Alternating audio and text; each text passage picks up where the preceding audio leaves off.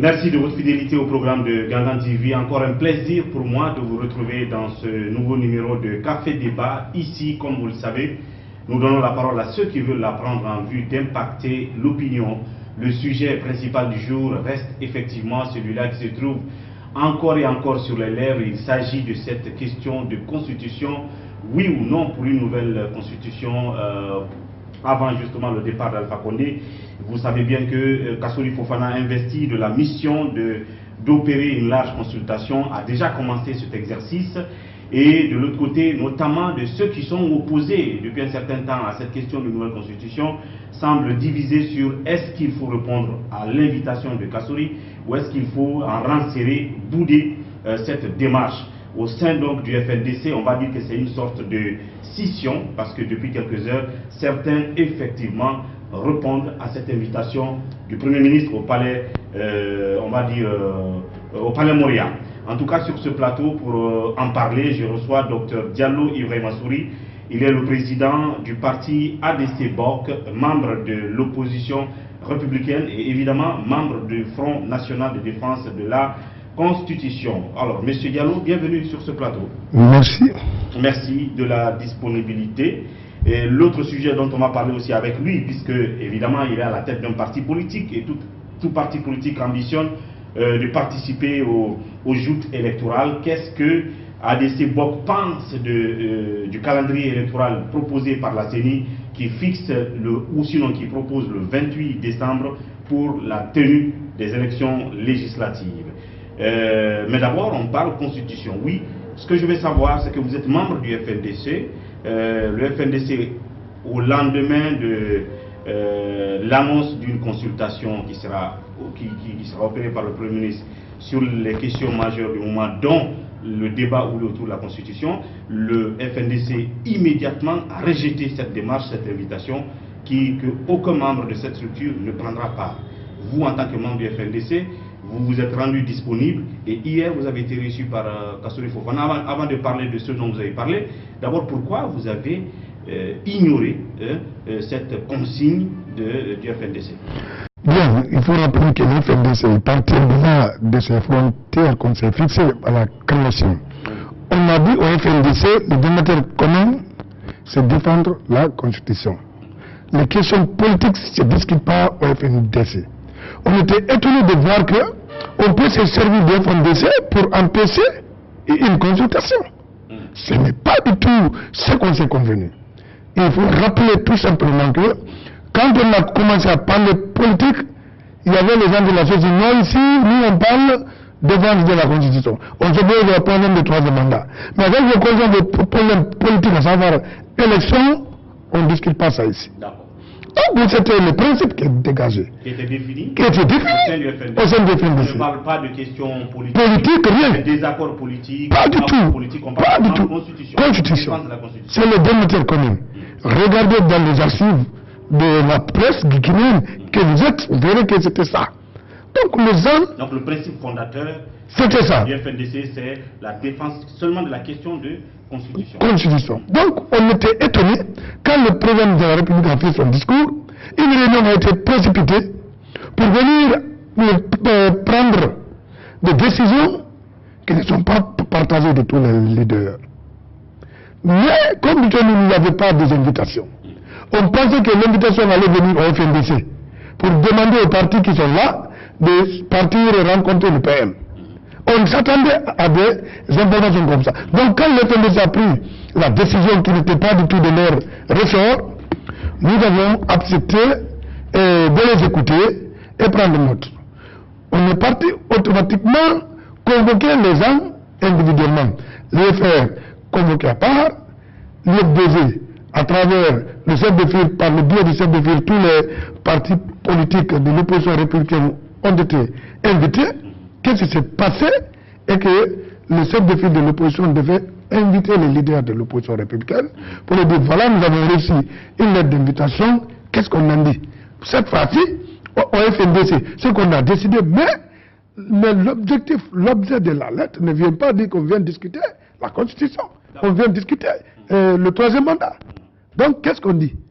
Mais nous étions surpris de voir les chefs de file de l'opposition devaient de l'IFDC et partir rencontrer l'IFR, faire une lettre réponse à leur nom, envoyer au FNDC, amplier seulement aux deux partis, et puis le FNDC, M. Sano, signe qu'on ne participera pas. Donc vous n'avez pas signé cette... On n'a même pas vu cette lettre réponse. Cette lettre réponse est vue quand c'est l'accusé de réception de la primature qu'on a vu. Donc c'est ce qui a frustré tous les partis politiques. Donc on a dit, on ne peut pas accepter que des groupuscules s'élèvent pour parler au nom de tout le monde. Donc nous avons décidé, à l'unanimité, de demander une réunion d'urgence pour en discuter. Nous avons demandé la réunion à l'opposition républicaine. Le chef de file était d'accord, mais il n'est pas là. Il a instruit à son cabinet d'accepter qu'on convoque une réunion. Son cabinet a élargi à tous les partis politiques de l'opposition. Donc nous sommes partis à une réunion chez M. Sidia, qui était le président à l'hôtel Golf. M. Sidia, en entrée de jeu, présente deux points à l'ordre du jour, à savoir une réunion d'information et de discuter sur la question liée à l'organisation des élections, la CENI, la déclaration de la CENI. C'est ainsi qu'il plante le décor en disant que nous vous informons que nous avons, quand on a reçu les invitations, nous, de l'IFR et puis l'IFDG, nous avons pris notre réponse, on a envoyé au FNDC d'aller répondre au PM. Et là, il avait irrité tous les partis politiques. On dit, écoutez, monsieur le président, vous ne pouvez pas engager nos partis sur une invitation dont on n'a pas lu le contenu, dont on n'est pas associé à la rédaction de la lettre réponse. Vous savez, déficit d'information crée des frustrations. Nous avons été surpris et cette réunion a été soldée par quoi? Par une division. Donc la réunion a été émaillée de contestations sur la presse. Les gens ont dit tout ce qu'ils veulent. Le BOC étant invité à cette rencontre, nous avons consulté notre base. Mais le BOC, ce n'est pas un parti politique. C'est un ensemble de partis politiques. Y compris les partis politiques de l'opposition républicaine qui sont également invités. On a jugé nécessaire de se retrouver et analyser la lettre. Nous avons analysé la lettre, nous avons trouvé son contenu et rien d'inconstitutionnalité. Donc la lettre d'invitation du Premier ministre pour vous n'a rien d'inconstitutionnalité. Il n'y avait rien de grave. Il fallait partir l'écouter et savoir ce qu'il dit. Donc nous sommes partis et nous l'avons écouté. Nous avons réitéré à monsieur le Premier ministre. Avant de partir, avant de parler de ce dont vous avez parlé hier avec le Premier ministre, restons un peu sur le principe de refus ou d'acceptation de cette invitation. En ce moment-là, le FNDC est en train d'imploser, parce que là, c'est une division qu'on est en train de voir en votre sein.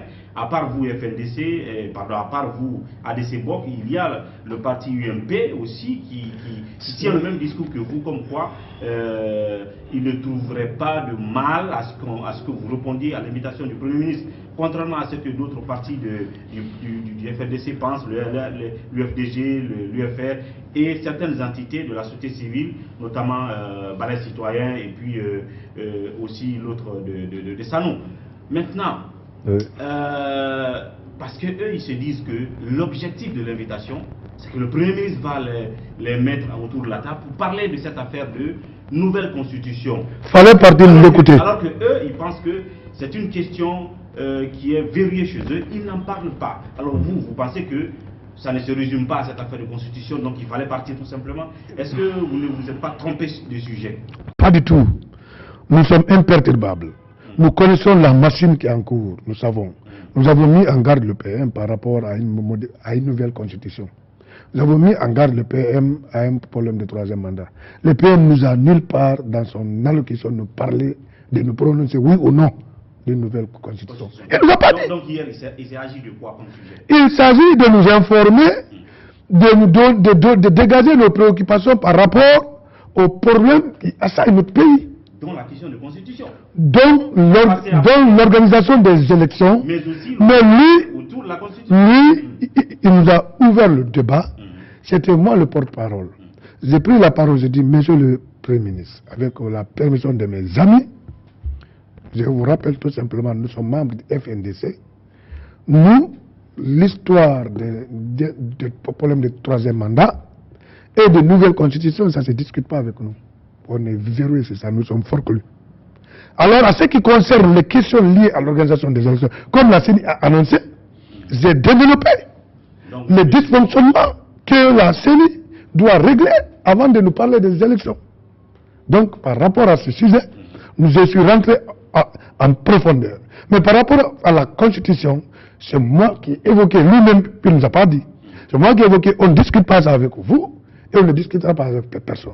Donc vous avez dit que la question de Constitution, vous êtes intraitable là-dessus. Nous avons déjà notre position dans le FNDC. Mais, à ce qui concerne les questions liées, les questions essentielles liées à la vie de notre nation, nous les en discutons tel que ce que la CENI a annoncé. En plus de cela, rappelons que nous avons dit que les constitutionnalistes sont les mieux indiqués pour nous décortiquer le fondement ou non que le président de la République peut engager ici une modification de la Constitution. Est-ce que c'est dans ses prérogatives? Est-ce qu'il a les qualités en fin de mandat? Mais malheureusement, les gens ne veulent pas ouvrir le débat sur ce sujet. Les constitutionnalistes devaient se retrouver sans nous, discuter, montrer par argument contre argument, pour dire que voilà, c'est fondé ou c'est pas fondé. Ça, c'est pour nous informer, pour qu'on puisse pas. Mais il ne faut pas qu'on fasse du militantisme. Nous ne sommes pas d'accord, nous ne sommes pas d'accord.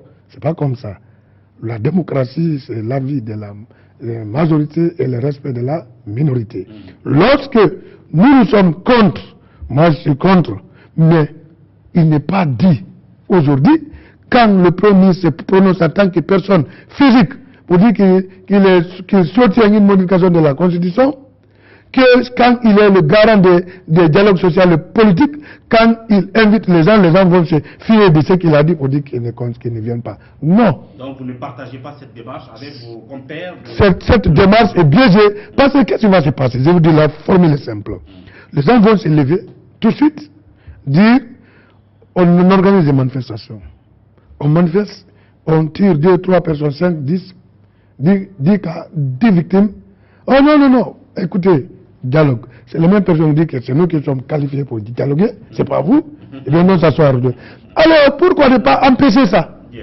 Pour aller dire au PM, mobiliser toute la presse guinéenne, mobiliser la presse internationale, à savoir France 24, pour venir devant le Premier ministre. Voilà.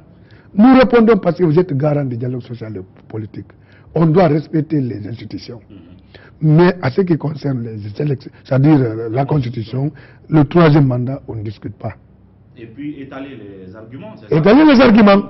Monsieur, nous vous avons écouté. Vous avez dit ici, vous soutenez. On pouvait se fier de vos déclarations là pour ne pas venir ici. Mais on voit que c'est dans vos droits de nous inviter de venir dialoguer. Nous venons, on vous dit voilà nos positions. On quitte. Maintenant qu'on ne vient pas, Kazori continue ce débat. Vous comprenez? Cela veut dire quoi? Kazori nous a dit quelque chose, qu'il n'est pas tenu à un résultat. Il vient nous consulter, nous écouter et remettre et faire un rapport, soumettre à qui de droit. Les avis partagés de tous un chacun. Bien. Donc, nous avons trouvé un monsieur qui était vraiment très à l'aise dans sa démarche, qui est convaincu de sa logique. Oui, il était très convaincu de sa logique. Et nous aussi, nous étions très convaincus de notre démarche parce qu'on lui a dit ce qu'on développe à longueur de journée au niveau des FNDC. C'est qu'on l'a transmis. Donc, ça veut dire qu'il doit remonter cette position-là au chef de l'État. Chef de l'État. Pour dire, voilà, j'ai consulté un parti de l'opposition. 2 partis de l'opposition, parce qu'on était au nombre de 7 partis politiques. Ah, de 7 partis politiques de l'opposition républicaine. Je prends par exemple votre cas, l'ADC BOC. Le BOC, c'est un ensemble de partis. C'est pourquoi je vous dis, c'est pourquoi il y avait 7 partis politiques. Donc, le Premier ministre dit dans son rapport, tel jour, j'ai consulté l'ADC BOC sur la question, par exemple, de constitution. Voilà ce qu'ils disent avec leurs arguments. Ils n'en veulent pas parce que. Et c'est ce que vous avez dit. Oui. Donc, ils remontent ça au président. Et vous pensez que c'est ça que tout le monde devrait faire. Comme ça, si le président est démocrate, en tenant compte des arguments développés par chacun, notamment vous, il saurait s'il doit être sage d'abandonner cette question de constitution, vous s'entêtez là-dessus. Mais en tout cas, vous aurez pris l'opinion à témoin en disant ce que vous avez en tête. Effectivement, là seulement quand le président va prendre sa décision, on aura des bases juridiques fondées de continuer le combat, à contester. Mais lorsque vous contestez par l'invitation à une consultation, vous êtes contre. Vous êtes en porte-à-faux avec la loi. Parce que la loi autorise l'autre de vous convoquer, de dialoguer avec vous. Si vous faites des manifestations contre cela, c'est là que vous êtes en porte-à-faux avec la loi. Mais lorsque vous acceptez, vous venez, vous discutez, vous dites, monsieur, vous n'êtes pas vraiment la personne indiquée pour nous donner des leçons, parce que vous avez déjà montré votre position, nous ne sommes pas d'accord. Maintenant, voilà ce que nous voulons. Remonter au monsieur le président, nous du FNDC ou bien nous, partis politiques de l'opposition, parce que ce n'est pas une question qui se traite dans le FNDC, nous avons décidé au sein du FNDC qu'on ne discutera pas d'une modification de la Constitution. Maintenant, si le contraire va se produire dans le rapport de M. le Premier ministre, nous allons maintenant demander une manifestation de contestation parce que ce ne sont pas nos avis qui ont été remontés.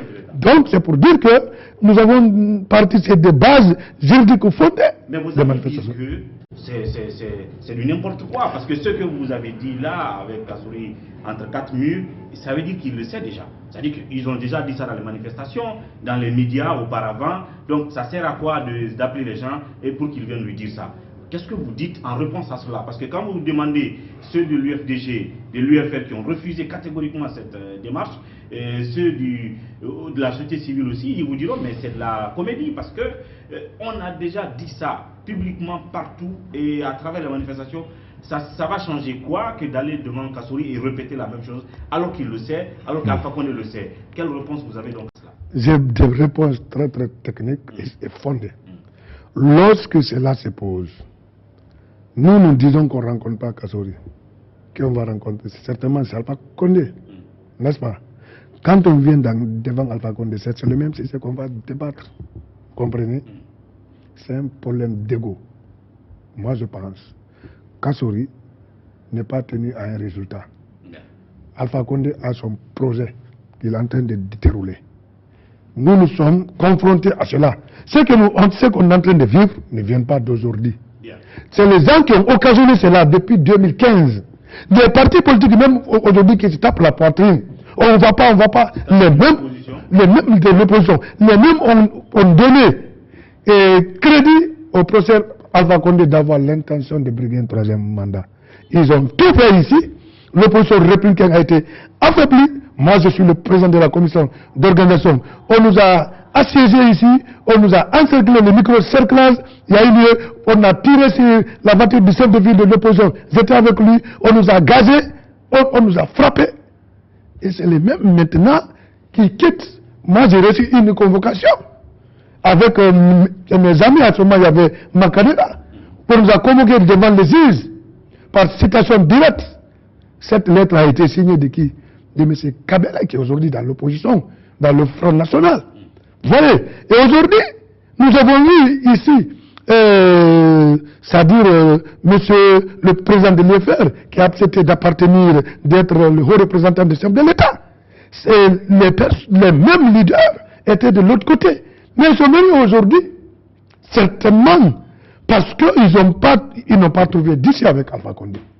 Alors, aujourd'hui, vous pensez qu'ils ne peuvent pas vous utiliser comme... moi je ne suis pas un instrument. C'est pourquoi je dis au chef de file, si vous vous mettez dans un combat de prendre le pouvoir en 2020, je vous accompagne, j'accepte, parce que vous êtes la personne la mieux indiquée pour moi en Guinée, après Alpha Condé, de prendre le pouvoir, vu la popularité que vous avez. Mais lorsque vous allez être dans un ensemble qui n'est pas du tout constructif, qui va nous permettre de prendre le pouvoir, je serai dans un groupe qui va prendre le pouvoir en 2020, je ne serai pas dans l'opposition. Je le dis ça de vive voix, et en pleine plénière de l'opposition. C'est ce qui m'a prévalu de briguer, après la retraite de l'opposition à Kondéa, d'obtenir le poste de chargé, le président de la commission d'organisation de toutes les manifestations. de l'opposition. J'ai développé des stratégies. Je dis, monsieur le chef de file, je vous explique le passage. Compte tenu le front, on ne discute pas les élections là-bas. Et nous, on a des préoccupations. Organisation des élections locales, organisation des élections législatives, présidentielles. Mais le front ne discute pas ça. Laissez-moi mettre en place les structures de l'opposition républicaine dans toute l'étendue du territoire national. Il a accepté.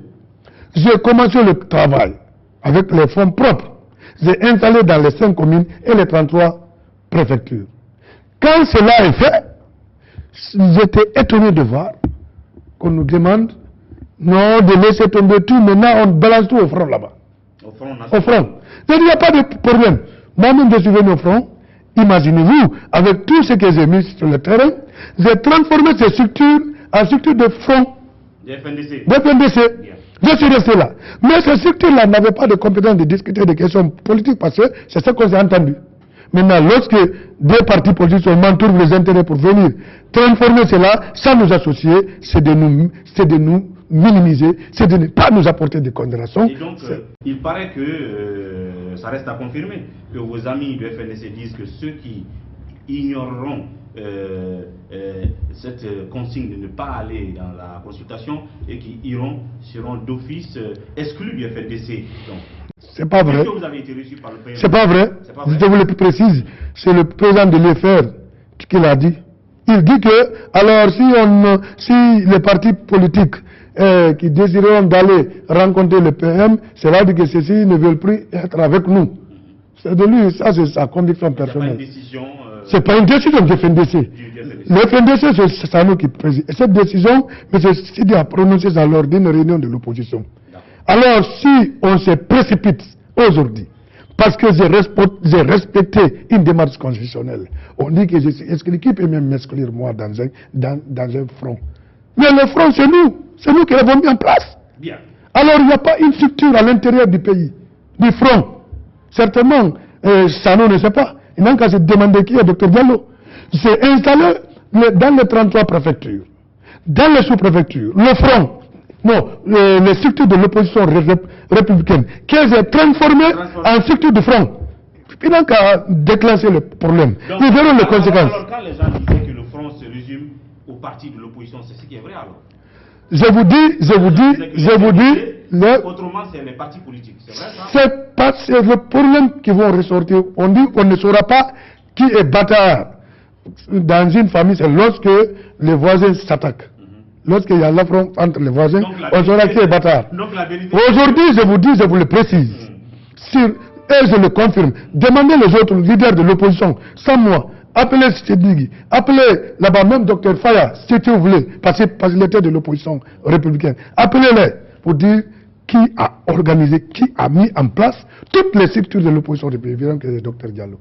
Voilà. Donc tu as été transformé en structure de front du FNDC. Mais le FNDC aussi, par le biais de l'IFDG et puis d'autres, sont partis également sur le terrain pour aller installer, parce que c'était de leur prérogative d'aller installer. Mais ils ont trouvé que nous avons déjà nos structures, et c'est nos structures qui ont été transformées. Voilà, c'est de transformation. Et donc, vous dites que non, il n'y a pas de décision d'exclusion pour vous qui avez été rencontré Kassouri. Bref, qu'est-ce qu'on peut retenir de cette rencontre avec Kassouri avant d'aller à la pause?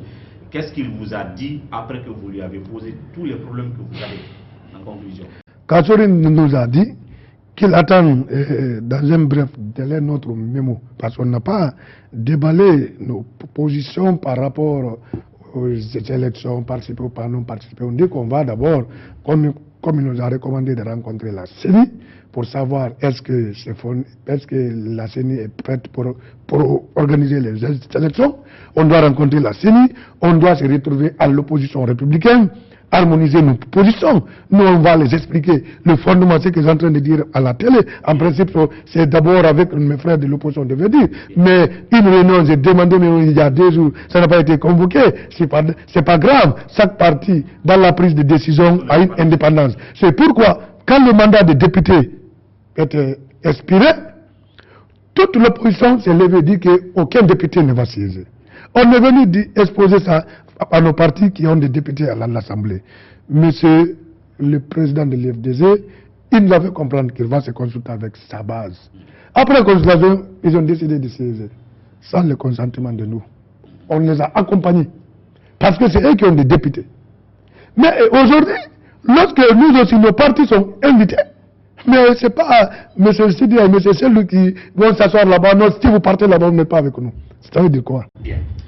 Voilà donc, c'est clair, aucune injonction ne peut être faite à d'autres partis de ne pas aller rencontrer le PM alors qu'il est investi d'une mission constitutionnelle de promouvoir le dialogue social et que le président lui-même a activé doublement cette prérogative-là. On va donc parler d'élection tout à l'heure, mais dans la deuxième partie de cette émission, juste après la pause thé.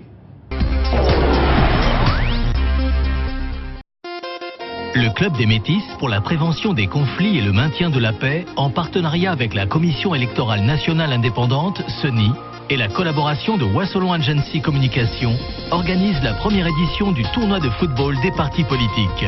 Pour promouvoir le fair play politique en vue d'instaurer un climat de non-violence dans la pratique de la politique en Guinée, 16 partis politiques se donnent rendez-vous autour du cuir rond. Quel parti politique remportera cette première édition du tournoi de football des partis politiques? Rendez-vous en septembre 2019. Institution républicaine et non gouvernementale, associez votre image à cet événement inédit. Contact 624 26 92 42, 664 24 61 06. Merci de nous retrouver dans cette deuxième partie du Café Débat, toujours comme invité ici sur ce plateau, Dr Diallo Ibrahima Souri, président du parti ADC-BOC, membre de l'opposition républicaine et du Front National de Défense de la Constitution. Vous avez donc compris les raisons qui les ont amenés à répondre à l'invitation de Kassouri Fofana, Premier ministre, dans le cadre de larges consultations instruites par le chef de l'État, Alpha Condé. C'est pourquoi ils n'ont pas accepté les injonctions des autres membres du FNDC de ne pas partir à cette invitation. Maintenant, on va parler de processus électoral proprement dit. L'ADC-BOC, c'est un parti politique donc, qui sans doute ambitionne de participer aux élections législatives. La CENI décide de fixer comme date des élections le 28 décembre 2019. Déjà, il y a des cris d'alerte. Il y a des voix dissonantes au sein même de la CENI, mais aussi au sein de l'opposition pour dire non, cette date est irréaliste et non tenable. Vous, quelle est votre réaction à cette date? Vu tout ce qui a été dit lors de l'audit du fichier électoral, cette date n'est pas du tout tenable. Mais il est important de rappeler que on ne peut discuter déjà dans le comité interparti et voir ce qui a été fait. Est-ce que les recommandations ont été implémentées? Est-ce que les élections communales qui sont encore en vue, non achevées, sont vraiment finalisées? Mais je pense que ce sont des questions essentielles. Mais aujourd'hui, on nous a détourné de tout ça. Sinon, tout ça constitue des motifs de contestation depuis 2018. L'inachèvement des élections communales par la non-installation des chefs de quartier, la mise en place des conseils de ville. Donc ça constitue des problèmes majeurs. Donc je pense que les gens se sont détournés des questions essentielles, se sont basés sur des intérêts personnels et les problèmes nous sont venus jusqu'au cou. Raison pour laquelle on ne fait que répondre c'est-à-dire aux problèmes posés par le pouvoir. Nous, on n'a pas de projet. J'ai contesté beaucoup de ça dans le front. J'ai demandé que le front doit avoir des activités. Mais le front n'a jamais développé d'activités. Le front ne réagissait que sur les sujets, à savoir, quand on voit que les gens veulent marcher, on fait contre une manifestation. Si le président vient à l'étranger, seulement à l'étranger, les gens ont organisé de telle sorte que partout le président passe, il vient, il conteste. Donc ça, c'était des choses, des démarches. Non, ces démarches de l'étranger, ça a donné beaucoup de résultats. C'est pourquoi je félicite le front à l'étranger, mais le front à l'interne n'a rien. Rien parce qu'il n'y a pas d'activité. Les gens ne font que dire qu'on est en train d'installer des structures, mais on ne pose pas d'activité. Lorsqu'on est en train de combattre, de se battre avec un adversaire, il ne faut pas seulement que lui, il vienne jouer dans ton camp, il vient aussi jouer dans son camp. Quand le Premier ministre avait parlé ici, qu'il soutenait, c'est-à-dire une modification de la Constitution par tous les membres du gouvernement, c'était une occasion pour nous de se lever, dire que ce n'est pas la personne physique de Kassouri, c'est la personne morale de Kassouri. On conteste pour que le président puisse se prononcer contre ce qu'il a dit. Mais les gens ont dit non, quand il fait la chasse de lion, quand le lapin se remet, tu tires, tu perds tes balles. Alors qu'ils ne savaient pas que le lapin la constitue un danger plus que le lion. Bien. Voilà. D'accord. Alors donc, vous pensez que cette date n'est pas tenable et ça veut dire que vous êtes d'accord avec vos compères de l'opposition que la CENI doit trouver une autre date alors qu'elle pense que c'est tenable. Non, et si... c'est la volonté du président de la République qu'on tienne ces élections. Non, attendez. Cette date, je n'ai pas dit que la date n'est pas tenable. Est-ce que toutes les recommandations ici de l'audit du fichier électoral, donc vous voulez être rassuré. Il faut qu'on soit rassuré. Pourquoi il faut qu'on vienne rencontrer la CENI en débattant. À la sortie de cette rencontre, nous allons prendre notre décision parce que la CENI est là. Elle est composée de l'opposition et de la mouvance, puis la société civile, le gouvernement. Nous allons venir les écouter et ils vont nous montrer tout ce qui a été fait. Donc là aussi, vous êtes favorable à une rencontre avec la CENI. Bien sûr. Pour qu'elle fasse des démonstrations. Des démonstrations par rapport sur la possibilité d'organiser les élections. tenir les élections. Avec tout ce qui a été dit comme recommandation. Maintenant, si vos amis de l'opposition républicaine aussi, comme ils l'ont fait pour la consultation, sont hostiles à toute rencontre avec la CENI, une rencontre d'explication, et dire seulement nous ne sommes pas d'accord, il faut qu'on rejette cette date, vous pensez que ce ne sera pas aussi la bonne démarche en ce moment-là? À ce moment, c'est des démarches biaisées parce qu'ils ont des représentants à la CENI. S'ils ont des représentants, il faut qu'on vienne discuter avec la CENI parce que la CENI est un organe indépendant. Donc il faut venir les rencontrer, discuter sur la possibilité d'organiser les élections ou non, à la date donc indiquée. vous, de votre côté, est-ce que vous avez demandé à voir le président de la CENI dans ce sens-là? C'est aujourd'hui nous allons l'adresser un courrier pour savoir est-ce qu'il peut nous recevoir pour l'écouter, pour qu'on sache ce qu'on doit faire avec les élections. Parce que je ne viendrai pas à une élection montée de toutes pièces, à une élection dont les recommandations déjà discutées lors de l'audit ne sont pas assurées. Donc si techniquement vous êtes convaincu par les explications que tous les moyens sont créés techniquement, financièrement, de partir à ces élections, vous allez battre campagne? Non, si... Vous allez sortir des candidats pour le député. Mais bien sûr, mais nous sommes prêts pour les élections, on va participer. Mais il faut qu'on soit rassuré que la batterie en place... Si vous êtes convaincu par les explications, non, c'est tout. vous déciderez de partir. Voilà, nous allons assister. On verra tout ça au clair au moment venu. Merci, docteur Diallo. Merci bien, c'est moi qui vous remercie. Merci. Voilà, à vous, merci de toute votre attention et de votre disponibilité. À très bientôt pour un autre numéro de Café Débat. D'ici là, prenez soin de vous et au revoir.